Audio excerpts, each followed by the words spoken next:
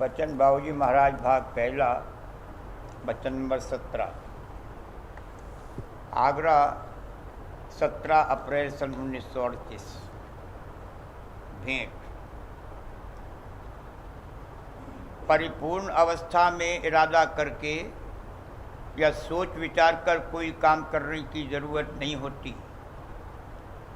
हम लोग संकल्प विकल्प उठाते हैं और सोच विचार कर सब काम करते हैं। इसकी वजह ये है कि हमको परिपूर्ण शक्ति, चैतन्यता, ज्ञान, आनंद और रस प्राप्त नहीं है। दूसरे इस देश में बराबर रद्दोबदल हो रही है। किस वक्त किस चीज़ में क्या रद्दोबदल हो जाएगी और उसकी क्या कैफियत होगी, इसका कुछ ज्ञान है, मगर वह पूर्ण ज्ञान नहीं है। इसलिए हमको हर एक काम सोच विचार कर करना पड़ता है।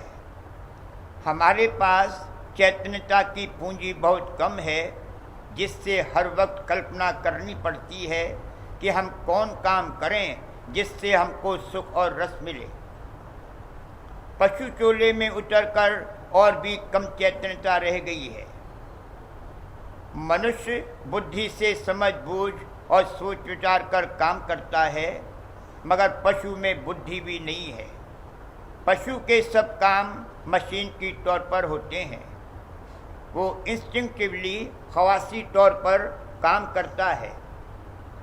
जिस चोले में उतर कर आया है उसमें क्या क्या काम करना पड़ेगा और किन किन चीज़ों की ज़रूरत होगी, उन सब के मुताबिक उसमें शक्ति भर दी गई है और वह आप ही आप बिना सोच विचार के काम किए जाता है। मसलन कई जानवरों को तैरना सिखाने की ज़रूरत नहीं है, खुद ब खुद तैरने लगते हैं। जैसे घड़ी में चाबी भरने पर वह एक मुकर्ररा वक्त तक चला करती है, उसी तरह से पशु जून में आप ही आप इंस्टिंक्टिवली सब काम होते हैं। इंसान के चोले में आकर बहुत ऊंचे दर्जे का इंस्टिंक्ट यानी खवास है और वह निर्णय शक्ति, अकल और बुद्धि से काम करता है। ज्यों ज्यों ऊपर जावेंगे चैतन्यता बढ़ती जावेगी, त्यों त्यों ही आला दर्जे की अकल और बुद्धि जागती जावेगी, जो अनुभव रूप है। होते होते जहाँ परिपूर्ण अवस्था है, वहाँ यानी मालिक कुल को सोच विचार की जरूरत नहीं है। उसको सर्व ज्ञान, सर्व आनंद, सर्व रस, सर्व शक्ति, सर्व चैतन्यता स्वाभाविक और स्वयं रूप में प्राप्त है। उसके लिए भूत, भविष्य और वर्तमान सब समान हैं।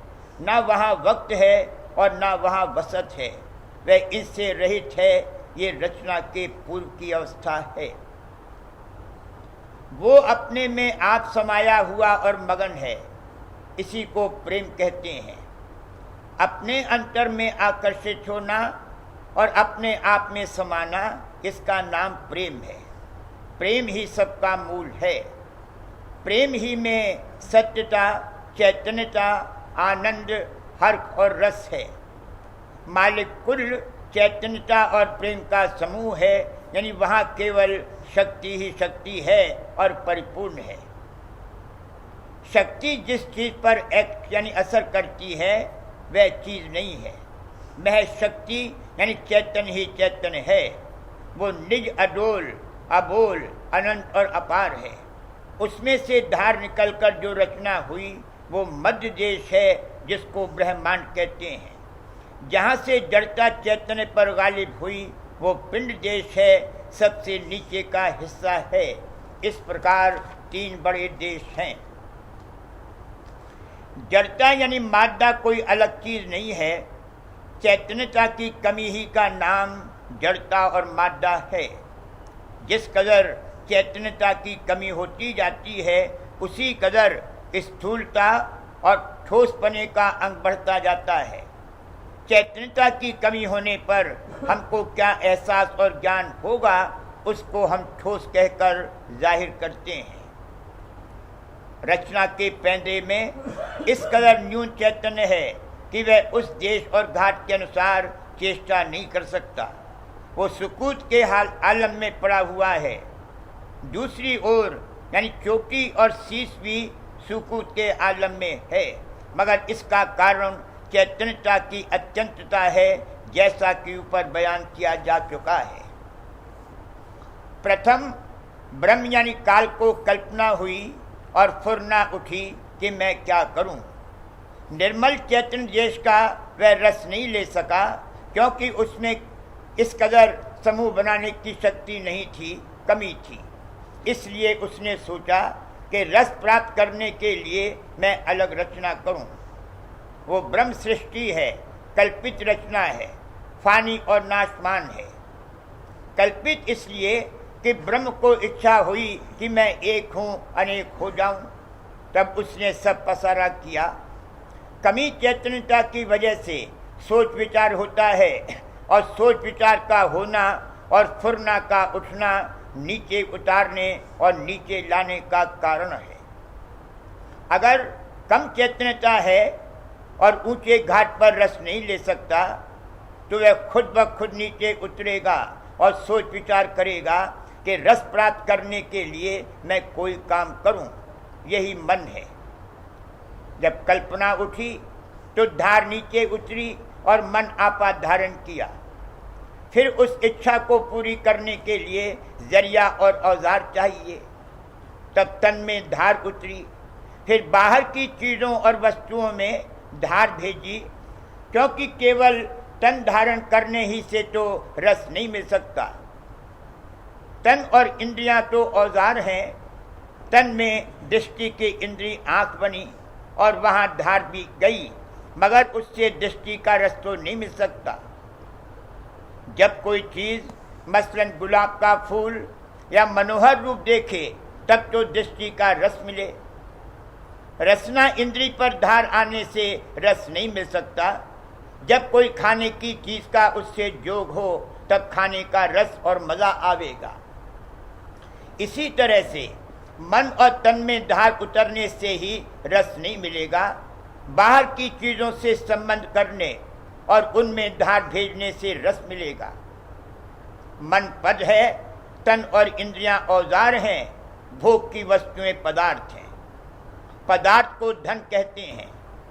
धन से मतलब सिर्फ रुपए पैसे से ही नहीं है, बल्कि भोग के कुल सामान धन में आ गए।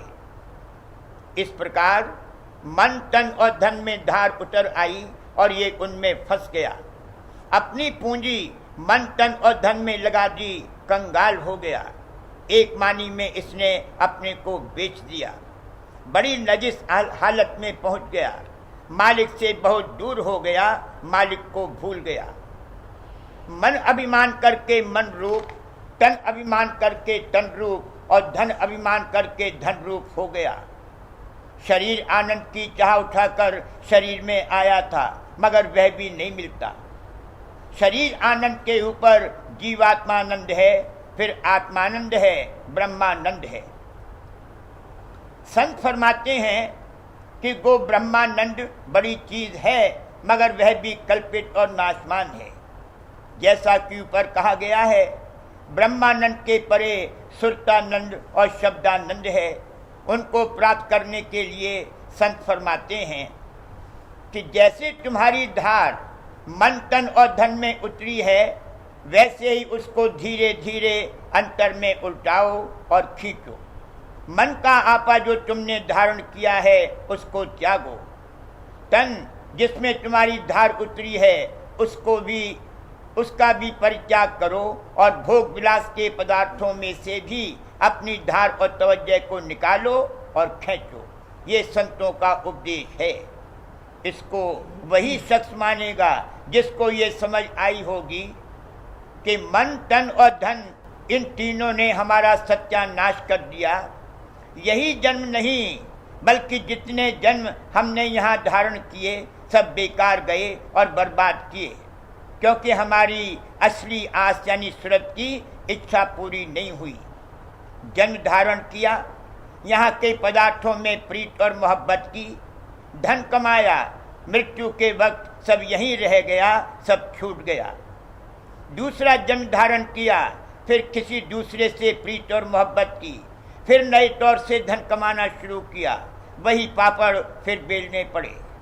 यहाँ के पदार्थों में सुख ढूंढते हैं मगर मिलता नहीं, मिलता है तो बहुत कम और बहुत कम देर के लिए, फिर दुख भोगना पड़ता है।